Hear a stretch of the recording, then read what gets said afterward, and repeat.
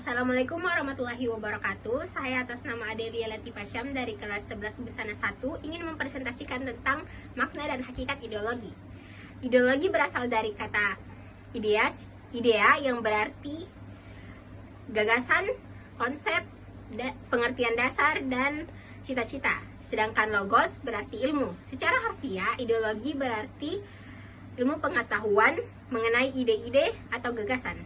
Pengertian ideologi menurut para ahli. Saya akan menyebutkan 3. Yang pertama, pengertian ideologi menurut Patmo Wahjono 1991 yang mengatakan bahwa ideologi adalah kesatuan yang bulat dan utuh dari ide-ide dasar. Yang kedua, pengertian ideologi menurut W. White yang mengatakan bahwa ideologi adalah asas pendapat, pandangan, atau keyakinan yang dipakai atau dicita-citakan oleh perorangan dan golongan dalam masyarakat serta oleh suatu bangsa.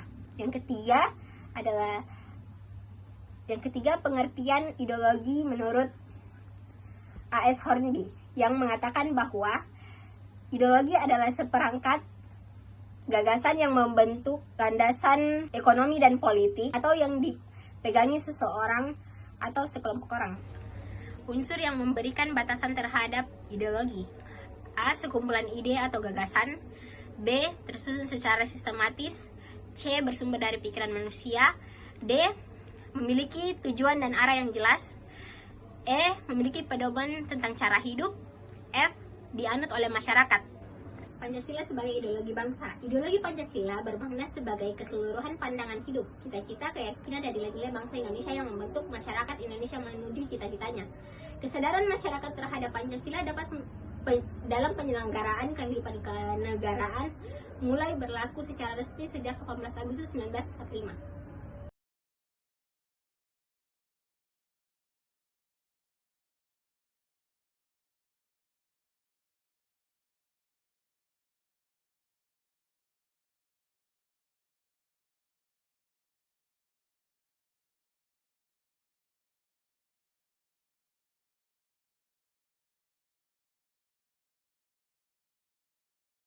Assalamualaikum warahmatullahi wabarakatuh. Perkenalkan, nama saya Helen Kirsela dari kelas 11 Busana 1. Saya akan mempresentasikan materi makna dan hakikat ideologi.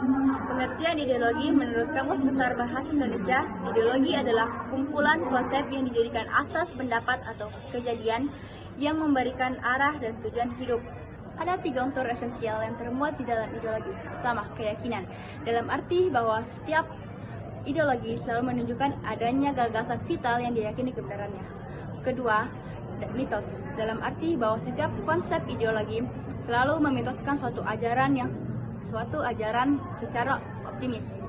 Ketiga, loyalitas, dalam arti bahwa setiap ideologi selalu menuntut ketertiban optimal atas dasar loyalitas atau kesetiaan daripada subjek penduduknya. Fungsi ideologi: pertama, menjadi pedoman bagi individu, masyarakat, atau bangsa untuk berpikir, melangkah, dan bertindak. Kedua, menjadi kekuatan yang mampu memberi semangat dan motivasi bagi individu, masyarakat, bangsa untuk mencapai tujuan. Ketiga, menjadi upaya menghadapi berbagai persoalan masyarakat dan bangsa dalam segala aspek kehidupan. Keempat, struktur pengetahuan, yaitu keseluruhan pengetahuan yang dapat menjadi landasan untuk memahami dan menafsirkan dunia dan kejadian-kejadian di alam sekitar. 5.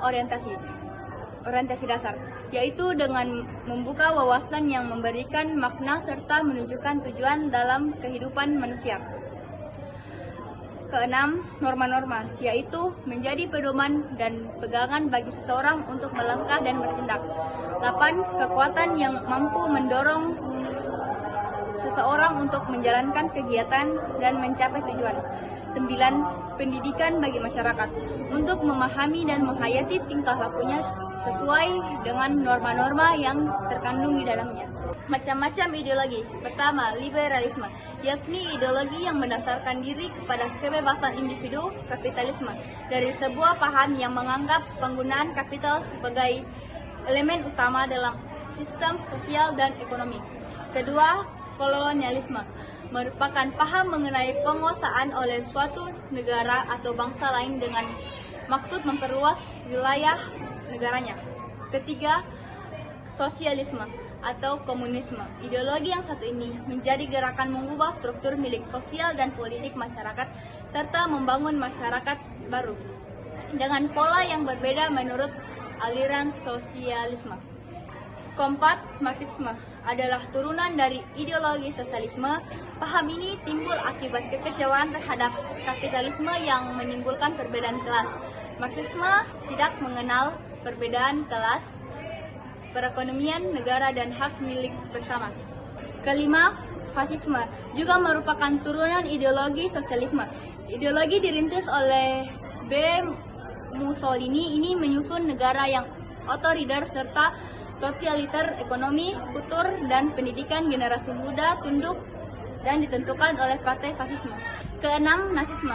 Sesuai dengan namanya, Nasisme diusun oleh Adolf Hitler. Ideologi Nasisme ini mengajar bahwa bangsa Jerman merupakan bangsa yang paling unggul dan agung.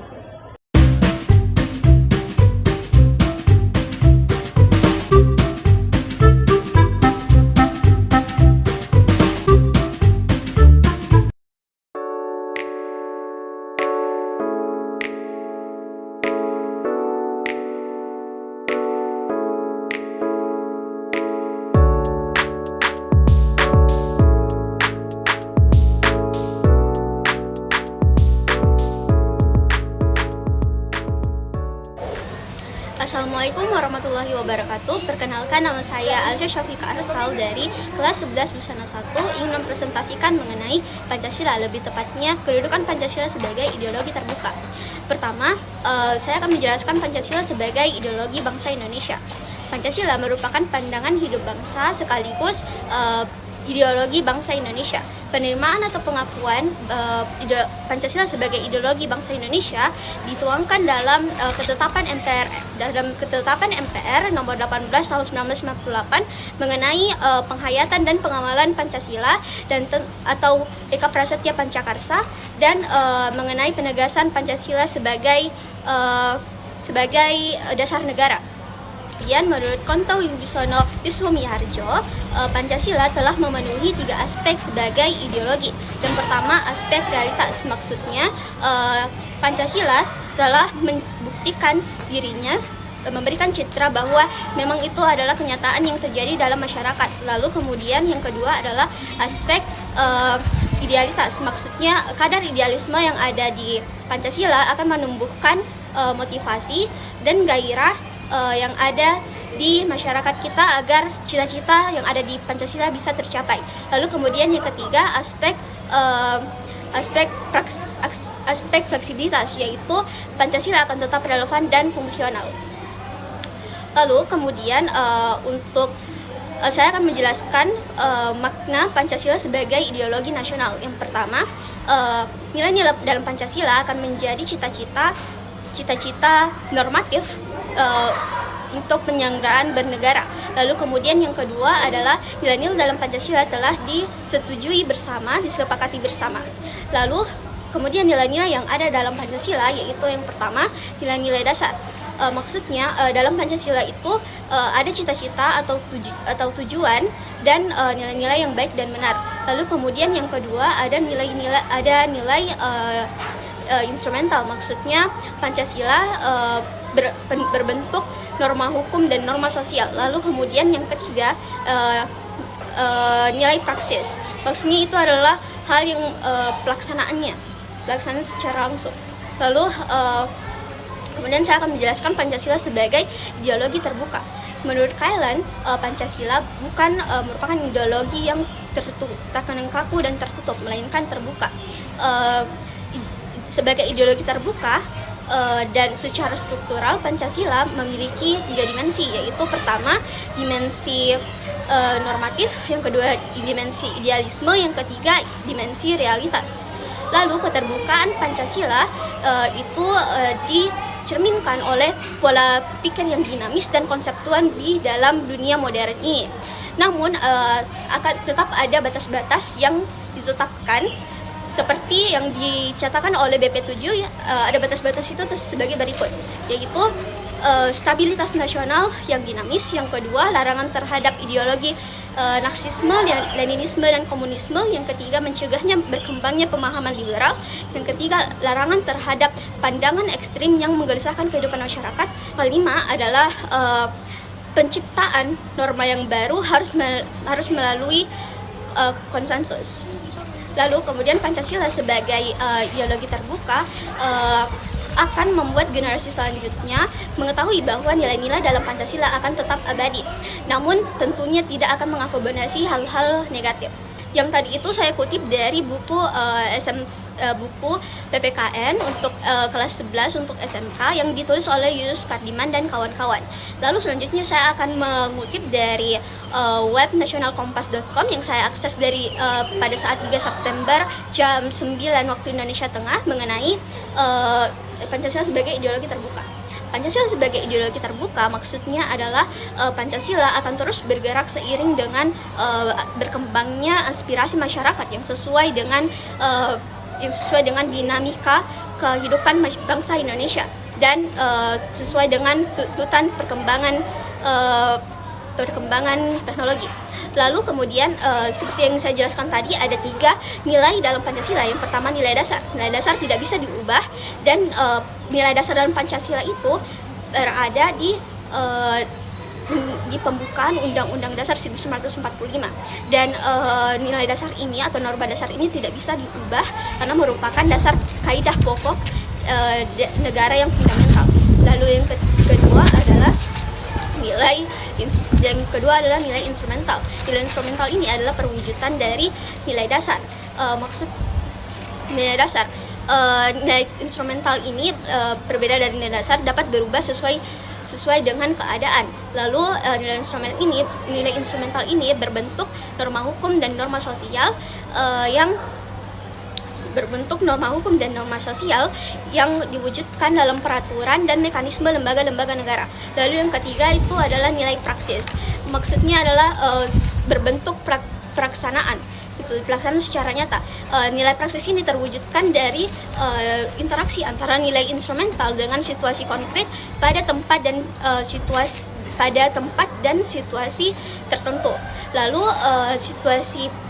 nilai praktis ini tercerminkan pada kegiatan-kegiatan sehari-hari seperti gotong royong, bermusyawarah untuk mufakat, dan toleransi antar sesama.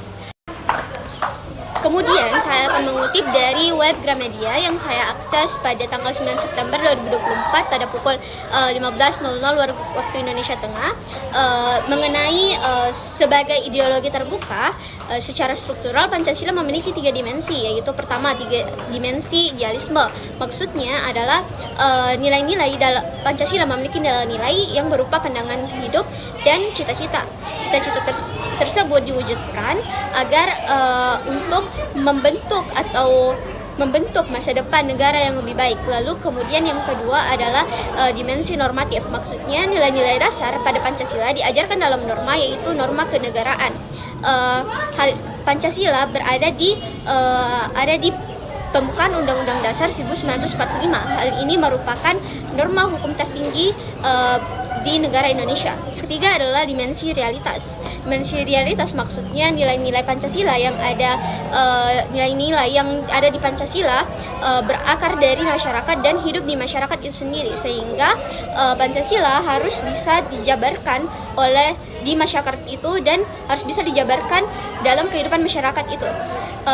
Kemudian kesimpulan dari saya adalah Pancasila itu merupakan ideologi terbuka yang akan terus bergerak seiring berjalannya waktu dan menyesuaikan diri dengan perkembangan zaman, namun tentunya tetap ada batas-batas yang ditentukan gitu. Lalu sebaiknya kita memahami, mendalami dan mengamalkan nilai-nilai Pancasila tersebut. Sekian dari saya. Terima kasih atas perhatiannya. Segala kata-kata yang salah mohon dimaafkan. Wabillahi taufiq wal hidayah. Wassalamualaikum warahmatullahi wabarakatuh.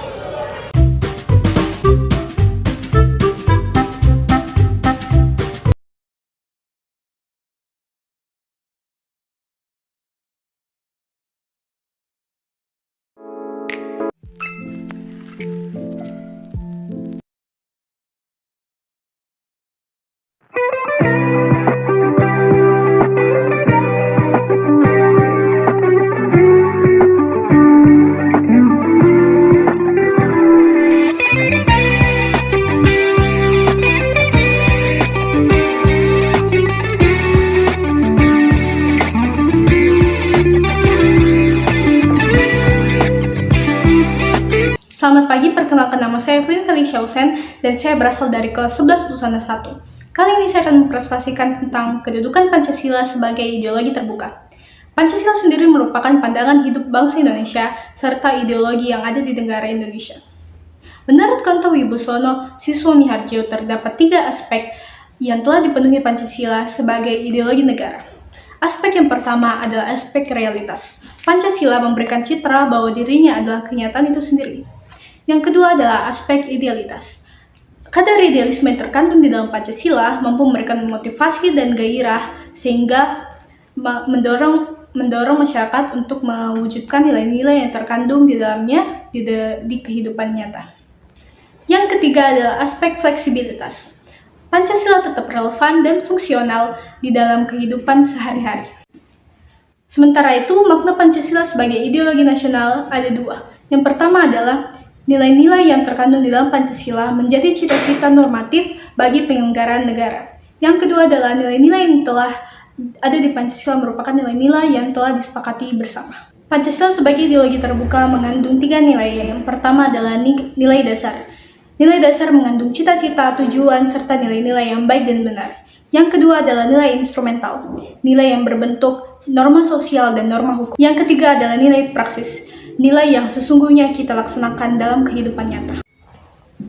Menurut Koelen, Pancasila sebagai ideologi tidak tertutup dan kaku, melainkan terbuka. Adapun sebagai ideologi terbuka, secara struktural Pancasila memiliki dimensi idealisme, normatif, serta realitas. Turunan perkembangan zaman ditandai dengan adanya kemajuan dalam bidang ilmu pengetahuan, teknologi, serta sarana komunikasi. Keterbukaan ideologi Pancasila ditujukan dengan terbentuknya pola pikir dinamis dan konseptual dalam dunia modern, yang bertujuan untuk mewujudkan cita-cita berbangsa, serta juga mewujudkan harkat dan martabat kemanusiaan. Keterbukaan ideologi Pancasila ditujukan dalam penerapannya yang terbentuk pola pikir dinamis dan konseptual dalam dunia modern. Namun di samping keterbukaan ideologi Pancasila ada batas-batas yang tidak boleh dilanggar. Batas-batas yang dimaksud adalah yang pertama, stabilitas nasional yang dinamis. Yang kedua, larangan terhadap ideologi Marxisme, Leninisme, serta komunisme.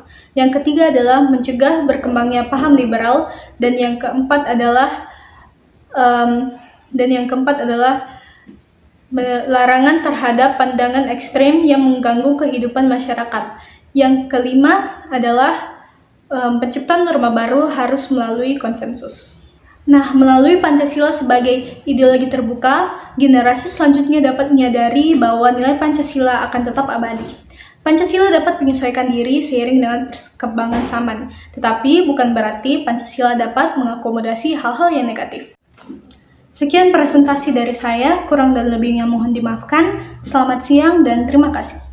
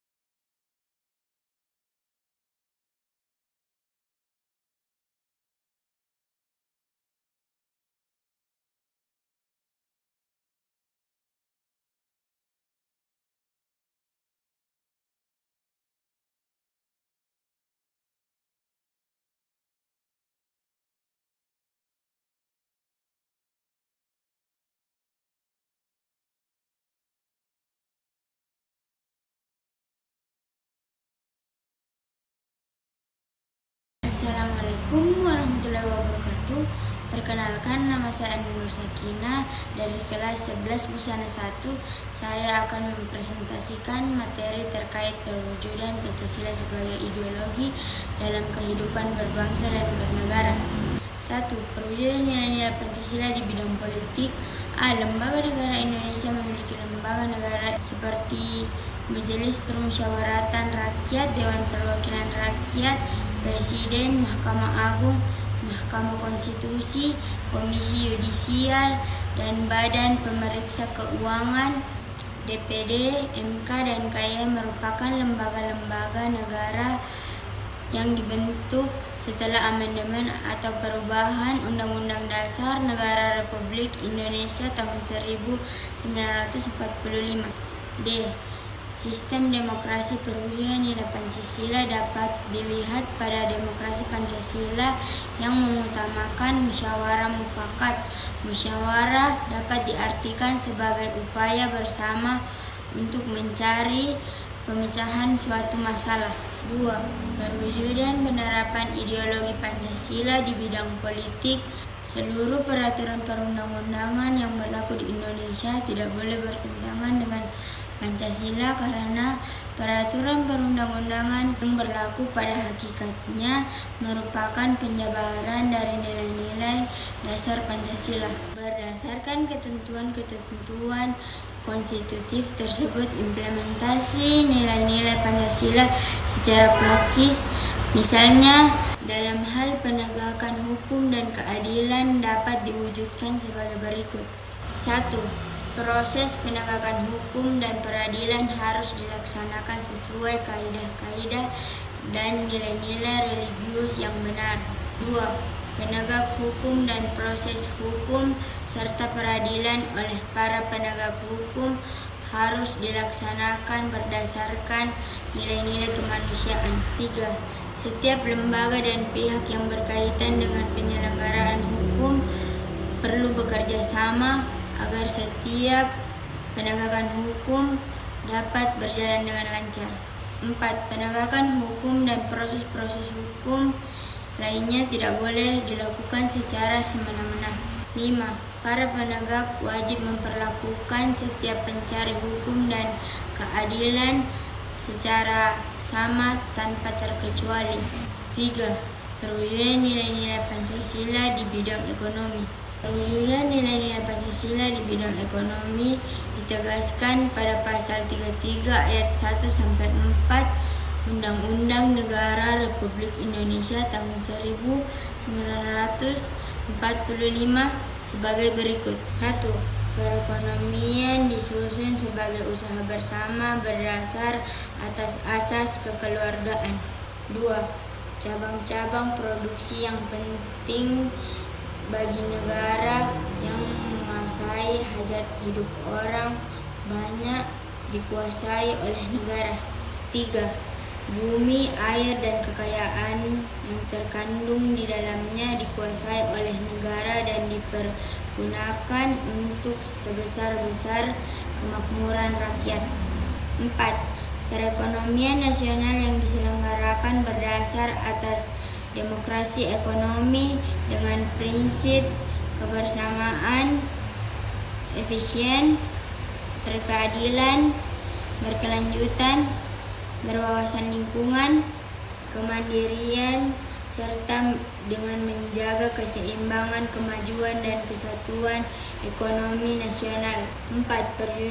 Perwujudan nilai-nilai Pancasila di bidang sosial budaya. A. Menghargai keberagaman budaya Indonesia. B. Melestarikan keberagaman budaya Indonesia.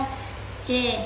Mengembangkan nilai-nilai persamaan status sosial dan menghalangi berkembangnya nilai-nilai feodalisme.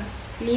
Perwujudan nilai-nilai Pancasila di bidang pertahanan dan keamanan. Perwujudan nilai-nilai Pancasila di bidang pertahanan dan keamanan terlihat antara lain pada pasal 27 ayat 3 dan pasal 30 ayat 1 Undang-Undang Negara Republik Indonesia tahun 1945. Pasal 27 ayat 3 Undang-Undang Negara Republik Indonesia tahun 1945 menyatakan bahwa setiap warga negara berhak dan wajib ikut serta untuk upaya pembelaan negara. Implementasi Pancasila dalam kehidupan bermasyarakat, berbangsa, dan bernegara. Implementasi sila pertama adalah perbedaan yang beragam antar masyarakat Implementasi sila kedua yaitu menanamkan dan menerapkan sikap toleransi terhadap orang lain. Implementasi sila ketiga adalah menghidupkan segala perbedaan tersebut dapat mengarah kepada kesatuan sebagaimana semboyan negara Indonesia. Implementasi sila keempat yaitu memuliakan, menghargai, dan menghormati orang lain. Implementasi sila kelima yaitu menanamkan sikap tolong-menolong sehingga dapat terwujud kehidupan yang rukun dan damai. Sekian dari presentasi saya. Assalamualaikum warahmatullahi wabarakatuh.